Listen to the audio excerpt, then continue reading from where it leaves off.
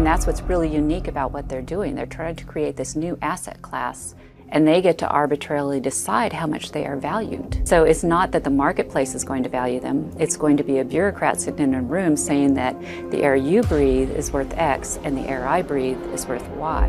Margaret Byfield was raised on a 7,000-acre ranch in Nevada. For nearly 30 years, her family fought the federal government to maintain ownership of their property, but ultimately, the government prevailed. The federal government was never supposed to own the land. In fact, that was one of the big conflicts after our Revolutionary War. Agendas like 30 by 30, well, it's going to harm our food production. How are we going to feed our nation and the world? That's not a problem to them because their belief is there are too many of us, and therefore this is just the way to get rid of part of us through starvation. Today, she is the executive director of American Stewards of Liberty. Either you have the right to own property or you are property. This is American Thought Leaders, and I'm Yanya Kellick. Margaret Byfield, such a pleasure to have you on American Thought Leaders. Thank you. Thank you for having me. So let's start with natural asset companies and this proposal to establish this new, system of natural asset companies was defeated. And this has been celebrated as a victory. So I want to get you to explain to me what exactly this is and why it's important and where we're at. So in September of 2021, the New York Stock Exchange partnered with a group called the Intrinsic Exchange Group, who was funded by and started by the Rockefeller Foundation. And IEG is really supported by, funded by the same entities that are pushing the climate crisis narrative, the 30 by 30 agenda, and net zero decarbonization. All of these agendas that will lock up the land and lock up our productivity. So they're the entities that push the creation of this new vehicle that would be listed on the New York Stock Exchange called natural asset companies. And this would allow for the enrollment of our protected resources into these companies along with the natural processes, the ecosystem services, that can be enrolled in these companies, and then private entities, in other words, the same people who are pushing the agenda to lock up our land, would then be the investors in the private vehicle where these are enrolled, these protected lands, and be able to profit off of them. So it really was a very scary proposal and a stealth attempt to gain control over America's resources, land and resources. And it was done very quietly. The SEC issued the proposed rule October 4th and allowed only for 21 days of comment, and they were going to make their decision, which would have been November 18th, 2023, to list these natural asset companies. And that would have started something that would have been extremely detrimental to our nation. I just want you to break down a few things for me. For those of us that aren't as familiar with the terminology, you said something called ecosystem enrollment. That seems very abstract to me. What are we talking about here? So they have come up with something they call ecosystem services. And that is what they are trying to value off of the land that are the processes, natural processes, things that nature did. In typical principles of property and how you acquire property, it's not man's hand working in the land to create a product. This is what nature does with or without us. And they are trying to monetize these, so quantify them. So think of things like pollination, photosynthesis, clean air, clean water, water filtration, those kind of things. That's what they were trying to say, hey, there's a value there that we are not quantifying. That's what would be enrolled in these natural asset companies, that then the investors would then control these processes, which would then control the actual land. For most people, when you first start talking about this, they're going to say, what are you talking about? This sounds crazy. And when I first started reading about it, I dug into it deeply, but I didn't talk about it because I thought they're going to think this is a crazy lady saying this, because it really doesn't make common sense. But this is exactly what they were trying to do, and we were within days of it actually happening in America. Maybe explain to me, who actually has the ownership and who confers the ownership? Because this is the foundational question, right? Like, take something like pollination, right? We need the bees to do this pollination work, for the systems to function, for our natural systems to function well, right? Now, if someone's going to own that somehow, which is still very abstract to me, frankly, like, who gets to give that ownership to someone, and who is it that can own it in the first place? Just briefly, if you could clarify that for me. Yeah, it depends on the land. It depends on who owns the land. So in this SEC proposed rule, it was stated very clearly that things like our national parks, those ecosystem services, could be enrolled in these natural asset companies. And so that would have to be the federal government enrolling them. And these natural asset companies could be created by governments, it's said in the proposed rule. So, but then when you turn to private land, so a lot of the private lands have conservation programs on them, federal conservation programs, or conservation easements in perpetuity that are held by land trusts. Now, those easements are a separate right. It's a development right that you can go to the Nature Conservancy's balance sheet and you will see a line item on their balance sheet of what they own worldwide, billions of dollars worth of conservation easement. That's a separate right that they can enroll with or without the landowner's consent. So it's not necessarily obvious what right a conservation group would have to land. Well, I think the first thing to understand is there hasn't been a landowner out there that thought they were selling their ecosystem service rights, because that is really a new creation created out of thin air. I mean, that's what's so crazy about trying to understand this. Our marketplace is based on what a consumer will buy and what they won't. That's what drives our marketplace. This is not something that people will buy or not buy. And that's what's really unique about what they're doing. They're trying to create this new asset class, and they get to arbitrarily decide how much they are valued. So it's not that the marketplace is going to value them. It's going to be a bureaucrat sitting in a room saying that the air you breathe is worth X and the air I breathe is worth Y. So it's all arbitrary. That's part of why it's hard to wrap your arms around what they were trying to do. But what they are saying is that by the act of conserving the land, they are increasing those processes, those natural processes like pollination, clean air, photosynthesis, all those kind of things. They are increasing that. Therefore, it is the work of the land trust or the federal government protecting the lands that is creating this new value and increasing the ecosystem services. Okay, wait a sec. Yeah. But now you're telling me this isn't private owners anymore. You're telling me that it's these conservation trusts, which typically would be NGOs, and then or the actual federal government that are suddenly asserting this value and, I guess, holding it somehow. This is all very abstract, right? Right. So what exactly is happening here? Well, okay, so let's go back a little bit. This concept of valuing natural processes really began in around the 1980s by the United Nations. They are the first to really start talking about how do we value these processes. And to give you just a little bit of perspective, I've been involved in these issues for over 30 years, actually longer than that. I was born into these battles. My family had a case against the federal government, and I learned a lot about the environmental movement during that process because they came in to take our land. And so you have to understand the environmental movement is not about whether or not we're going to use the resources. It's about who is going to use the resources. That's really the big fight that is playing out here. And it's something that the United Nations, the World Economic Forum, that has been what they have been pursuing for all these years. So let me jump in just for 1 second. It makes some sense, and I'm coming in as someone who was a field biologist for years and later evolutionary biologist, a lifetime ago almost.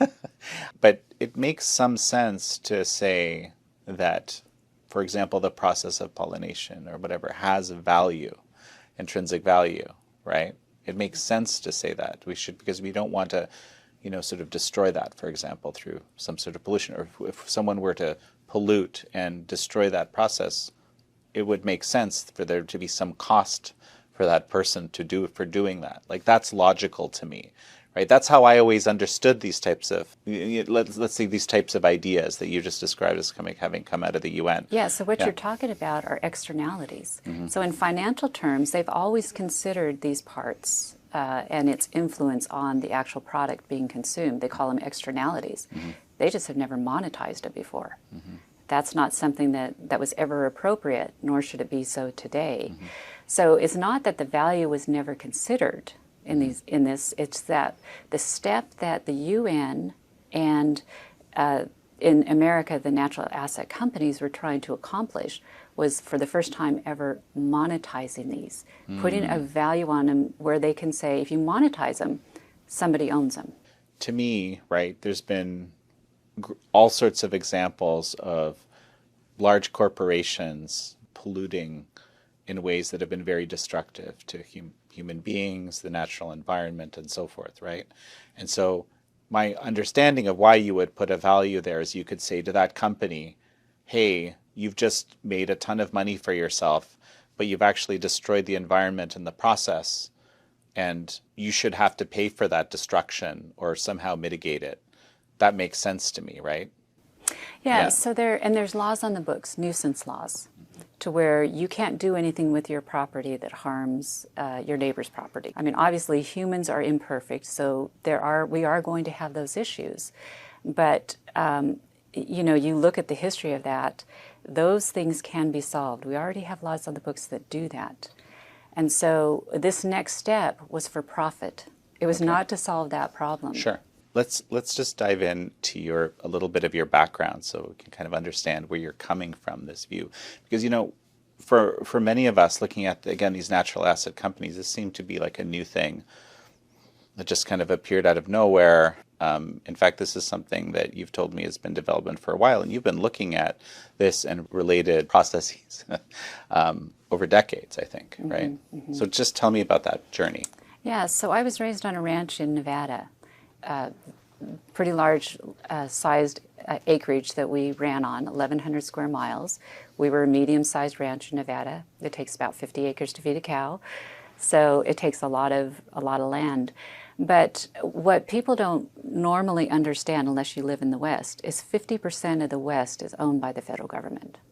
So the East is privately settled, which is how our country was supposed to be settled. The federal government was never supposed to own the land. In fact, that was one of the big conflicts after our Revolutionary War, is were the states going to compile all of their land into one pot, the federal government, and allow them to sell those off because they didn't trust the federal government. They didn't want the federal government holding on to the land. So all of our acreage was disposed of and settled by the people until you get to the West, and that's when politics changed. And there's a whole story of how that happened. The end result is 50% of the land in the West is owned by the federal government. The West is federalized, and in the state that I grew up in, Nevada, it is 87% government owned. So our ranch, we had on the 1,100 square miles, it was a grazing operation. We owned all the grazing rights and the water, and we had 7,000 private deeded acres. But because we owned all that water, the U.S. Forest Service filed an application over our water rights. If we were to abandon our water rights, they would be next in line to acquire those, and then use their regulatory powers to basically drive us out of business. So that was really the taking. That was what they were doing. And this began in 1978, so we're talking about a long time ago. And we fought them for 13 years and won every round, except that you really didn't get any resolution. They'd come back and do the same thing to you the next time. So finally, in 1991, my parents filed the first federal lands grazing takings case against the federal government. And we won every round except the last one. The claims court, U.S. Claims Court, awarded us $14.1 million for the taking of our property. And then it was appealed to the USDC circuit and unfortunately came before 3 Eastern judges who had no concept of the federal lands issues, which is very complex. And they really just punted on 2 technical issues and said we didn't have standing and ripeness, and they kicked the case out. So after 27 years in court, we lost everything. We lost the ranch. We were never compensated. But I think that the good thing that came out of that is that we had a front seat in the fight. You know, we were on the front lines, and we had to understand who were all the people attacking us and why were they after our property. And that's where I think I grew up with a different understanding of the power of the federal government when they own the land, how much control they have over the people. I know that personally. And the second thing is how much power the environmental movement has and what their real agenda is. I think that most people look at the environmental movement and think of they're trying to save species, they're trying to protect open spaces, you know, things that we would all say are great things. But actually the real movers and shakers behind the movement, that's not what it's about at all. They don't believe in private property ownership. They don't believe that you or I could manage a piece of land. They believe that it should be done in a big consolidated network where they have, where all of the highly degreed people, our scientists, are making the decisions on this land. Let me jump in, and this will be relevant to a number of viewers. So why the D.C. Circuit Court? I mean, it feels like the kind of the least relevant court possible in this, almost in this kind of case, and also one that you might imagine wouldn't be, would view the world differently than, say, a Nevada court might. Right? It's because it was in the U.S. Court of Federal Claims. That's where you file a takings case, and so then the D.C. Circuit has jurisdiction over that. So that's why it ended up there. That's curious in the first place. Okay, so we'll put a pin in that. You're describing 1,100 square miles, and just sort of overnight your jurisdiction over that evaporated, and there was no recourse. Right, the Supreme Court didn't take the case up. But, we need to think about that too. That was in the period of 1978 through 1991. Our case is a really good illustration of what's wrong with our system of government, because there is a fourth branch of government, and that's the administrative agencies. So during that period, think of who was our president. We had Carter, we had Reagan, we had Bush.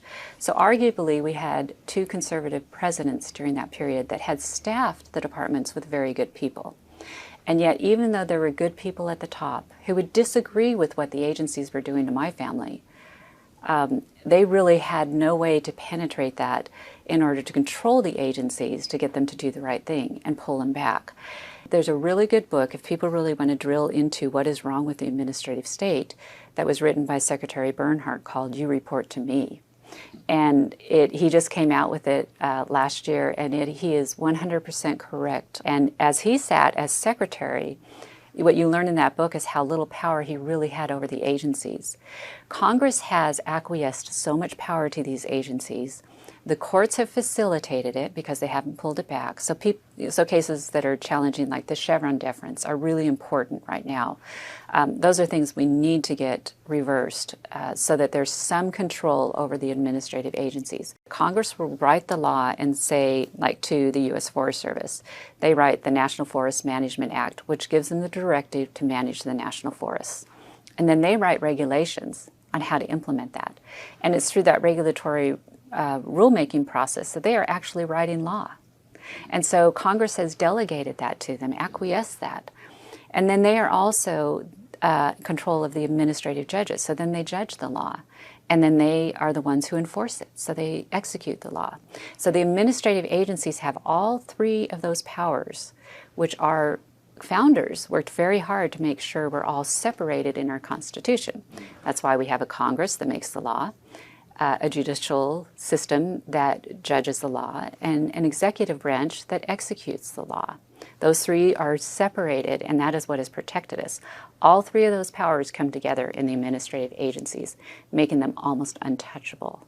And for the average citizen like my family, that's not wealthy, that's just out there trying to make a living off the land, it's very, very difficult to fight and win against those.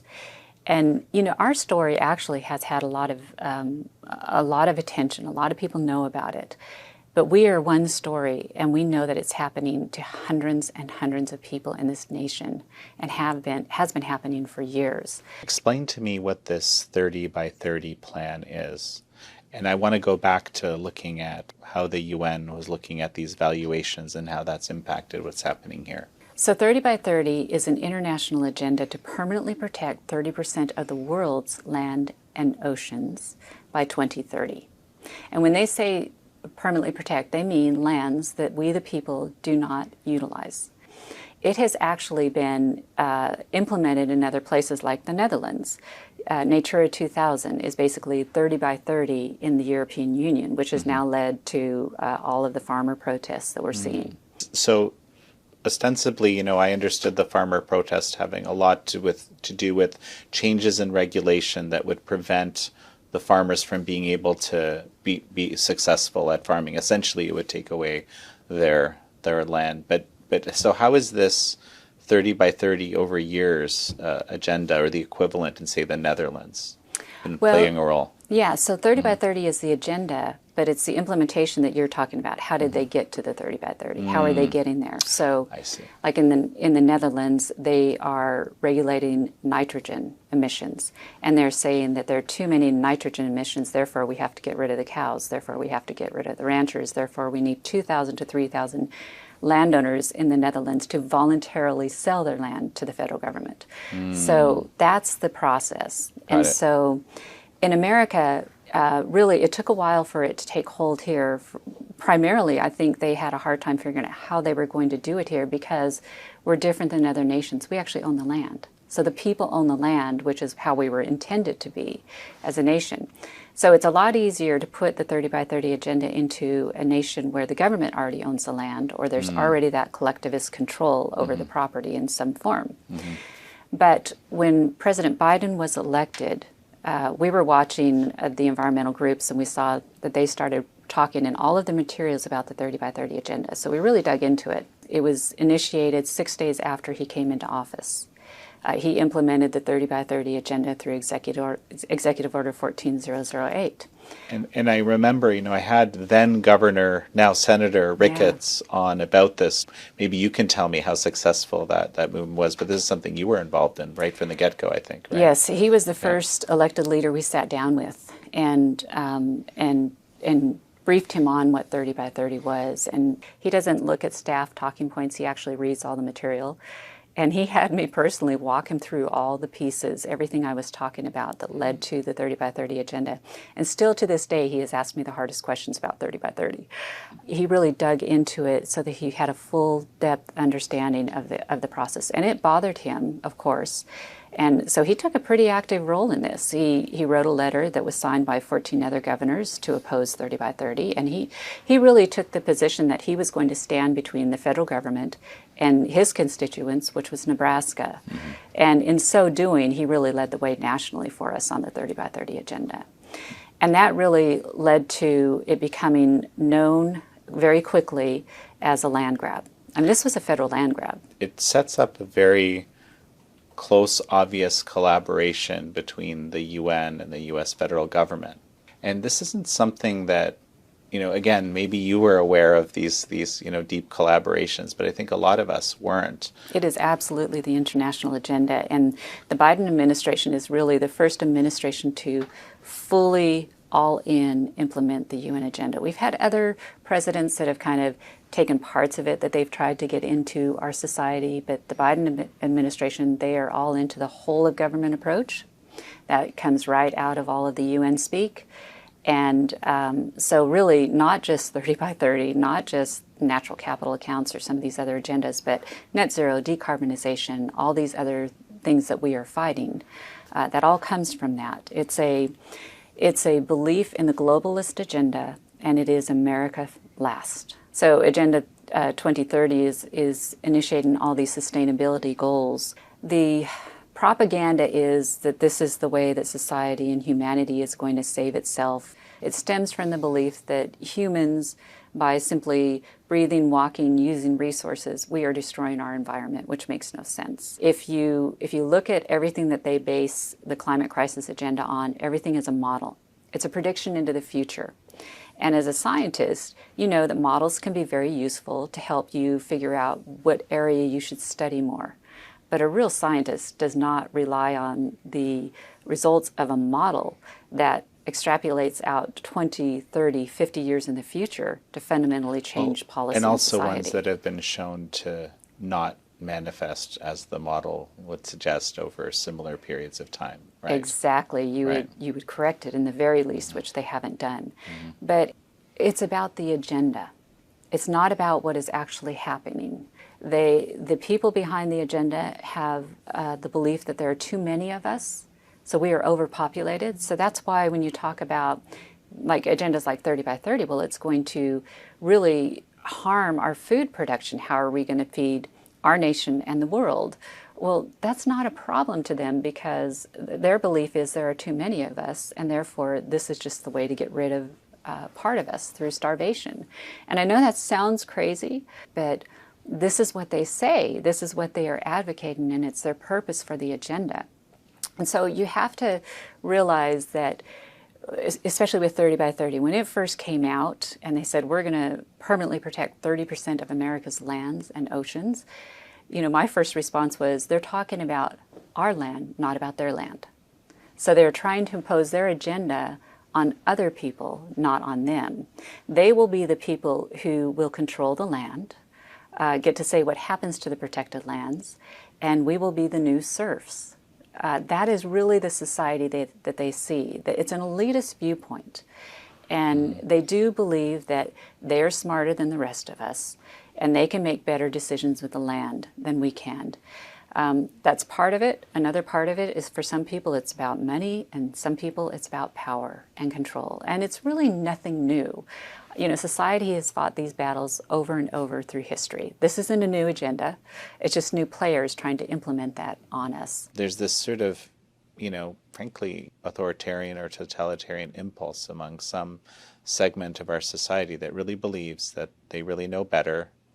It doesn't matter what compelling evidence there is in the contrary, that really they don't, but believe that and feel good about the idea of imposing that on others for their own good, right? Yeah. So Klaus Schwab, who said, "You will own nothing and be happy," right?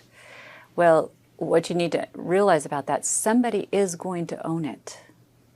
Somebody is going to own the land. Somebody is going to own the resources. All these things that we use every day, somebody will own that.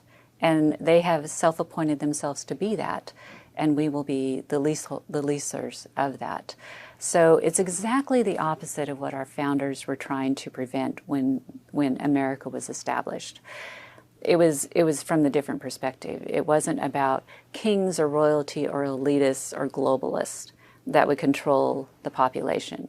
It was about self-sufficiency, self-reliance, that the individual would have equal opportunity, not equal status, equal opportunities. That's why when the eastern states were settled, like when Jefferson made the Louisiana Purchase, 540 million acres, he opened that up to settlement, and every acre of that was settled. And depending on where you settled, you could acquire anywhere from 120 to 640 acres. And that was based on how many acres it took to make a good living, to raise a family and to be productive and have a product to contribute to society. So it's equal opportunity and equal protection. In other words, it doesn't matter if you're rich or poor. We are all protected under the law from all kinds of ills. Right. That's what America is about. And so it was based on this idea of self-sufficiency. The individual, we the people, would run this government. And that's what they are really taking away. That's what they're trying to do with the sustainability agenda, the Agenda 2030. It's all about canceling all that, moving the resource wealth, all the natural wealth into the hands of the elites and the globalists, where they will control us. And this harkens back to something that my dad said 30 years ago, which still I think is more poignant today than when he said it. And he said that either you have the right to own property or you are property. And when you think about that, that's really where they are headed. So when they say you will own nothing and like it, somebody will own that. It's just their plan for us is it will not be us, which then makes us their property. When you really start thinking about it on that level, it's absolutely chilling what they are trying to do. Well, So let's talk about the natural asset companies, which is something that you've worked. I think you played a very important role in certainly alerting people and probably, advocating for, stopping, at least for now, I guess, this movement towards this new asset class, which frankly is very abstract to me, right? Because you're taking basically natural processes and you're saying there's going to be a monetary value. That's fine. That makes sense to me. But then someone's deciding what this value is, and that someone actually gets to own it. So someone is assuming kind of sovereignty over, say, pollination, okay, which is something that, of course, we need in our natural systems for natural systems to function, right? So just, very briefly, can you just explain to me what this is and, what, I guess, was won by stopping these natural asset company class from coming into existence with the New York Stock Exchange and where we stand? The IEG and New York Stock Exchange were trying to create that market vehicle where these natural processes could be quantified and monetized and enrolled, and then the world elite could invest in those products. And that was the vehicle, that was the mechanism they had to get set up to make this idea work, because they needed the Security Exchange Commission to approve the rule to allow these to be listed on the New York Stock Exchange. So that's the proposed rule that was released on October 4th, was to finish out that process so that they could establish these.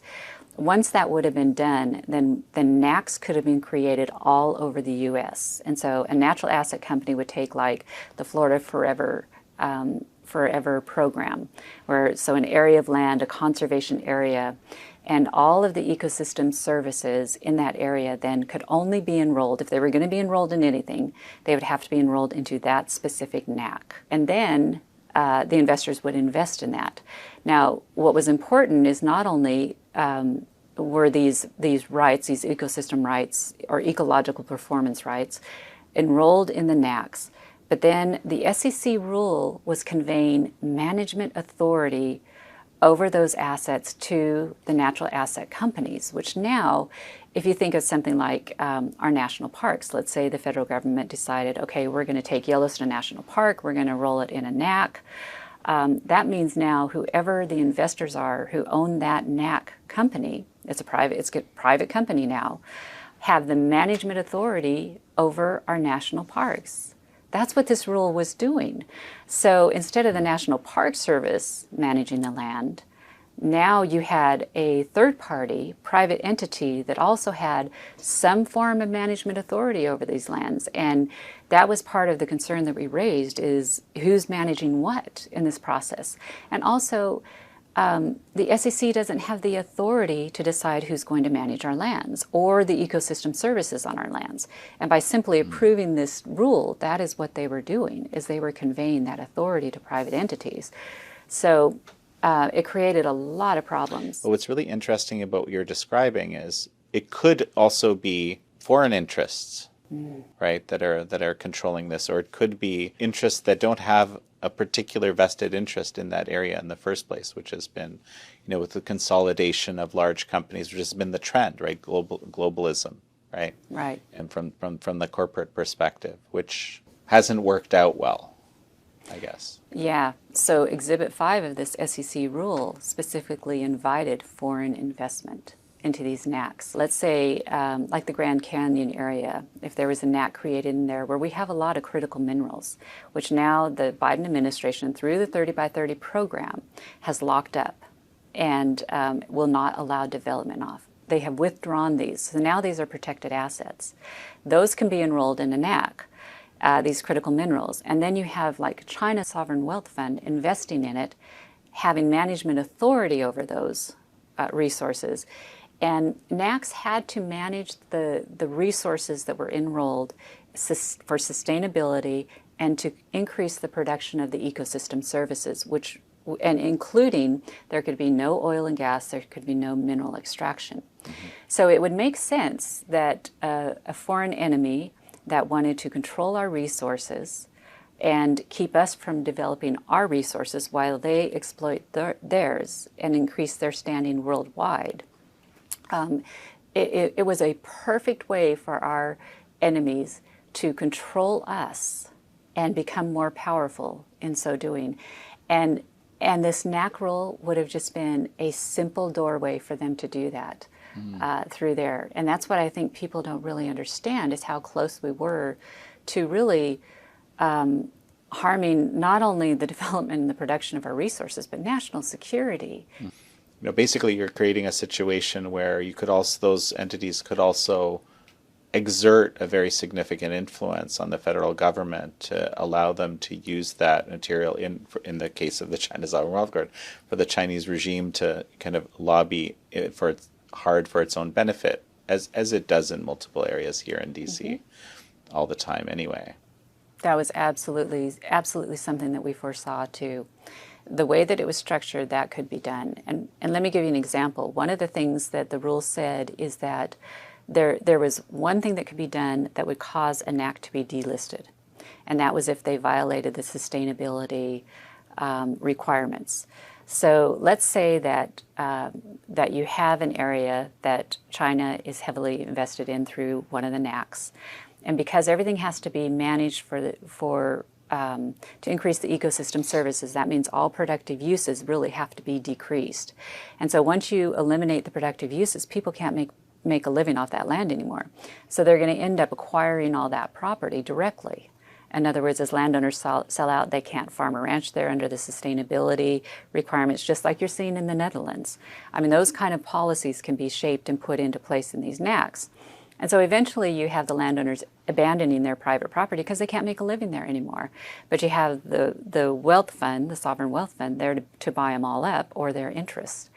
And so once they acquire all those rights, all they have to do is start mining it, drilling it, and they get delisted from the New York Stock Exchange as a NAC, which means they're no longer prohibited to do any of that, and they own everything outright and can develop it outright. 30 by 30, the natural asset companies, that's all about gaining control of our resources. This is not about whether we're going to use our resources, it's about who is going to use our resources. In America, that's supposed to be the people, we the people, the small landholder. In fact, there's a great letter that Thomas Jefferson wrote when he was in France, and he had been walking through the French countryside, and he was noticing all these king's lands and how there were all these great resources that could be developed that could support a lot of families, and yet the masses in the French countries, in France, were in extreme poverty because they had no property. They couldn't make their own living. And so he writes back home in this letter and he says, in America, we can't let this happen. In America, it's the small landholder that is the most important part of the state. And he really was right about that, because think about what a piece of land does.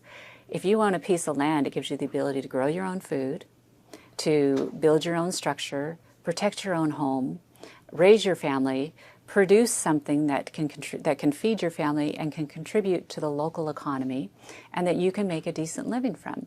It allows people to be independent and self-sufficient. The other thing it does is it means if the people own the land, then we control the resources. And so if the people own the natural resource wealth of the country, they can always control their government, and they can always protect their individual liberties. And that's why it's so important to understand that land and liberty are intricately connected. You can't have one without the other. The people have to own the land to have that individual liberty. And that's really, and see, our opponents know that as well. The people behind the 30 by 30 agenda. I mean, think of what Karl Marx said when he defined socialism. He said, it is the abolishment of private property. Our ability to own property is what allows us to have our individual liberties. They know it. I think sometimes us in America, we really have forgotten that. We haven't been taught that in recent years. And so we don't understand how important it is, them trying to control our property through all of these great sounding agendas like conservation and, saving species. Those are all devices they're using to get control of the land and to remove the landowner, the private individual, from the land.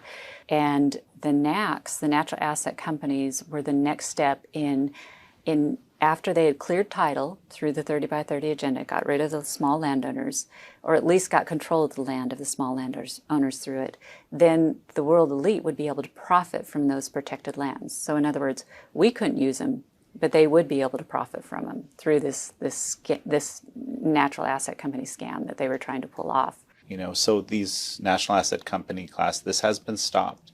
But my sense is this isn't the end from everything you've been telling me. So what's next on your agenda, or what you think is going to happen? So we do expect the natural asset companies to come back. They will come back in a new form. So we're watching that. But more importantly, what we're really focused on now is the federal government is trying to do the same thing by creating what they are calling natural capital accounts in order to monetize these natural processes and place them on the federal balance sheet.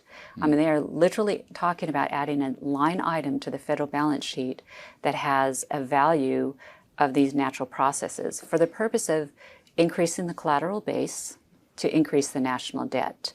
And there's other reasons for it as well. But that is really the next thing. The natural capital accounts is the next opportunity they have to actually monetize these natural processes, which they have not been able to accomplish before. So that is our next target. They are implementing this through a 15-year plan and through 27 federal agencies. So I liken our battle against the natural asset companies more like an airstrike, where we were able to very quickly marshal incredible people in really important positions that use their authority to really stop the NACs, and that was essential. And that was done in 3 months' time from the moment they issued the rule. So it was pretty phenomenal. But stopping the natural capital accounts through the White House strategy is going to be more like trench warfare. We're going to have to dig that out via the federal agencies. So it's going to be a little different battle. That's the thing that the American people need to really be thinking about and watching for. Well, Margaret Byfield, it's such a pleasure to have had you on. Thank you. I really appreciate this. And the key to all of this is getting the people educated on these, because I really believe that once they know about this, they know what to do, what is right and what is good for our country. I have a lot of faith in the American people, and I think that programs like yours are what bring these things to light. Well, thank you. Thank you all for joining Margaret Byfield and me on this episode of American Thought Leaders. I'm your host, Yanya Kellick.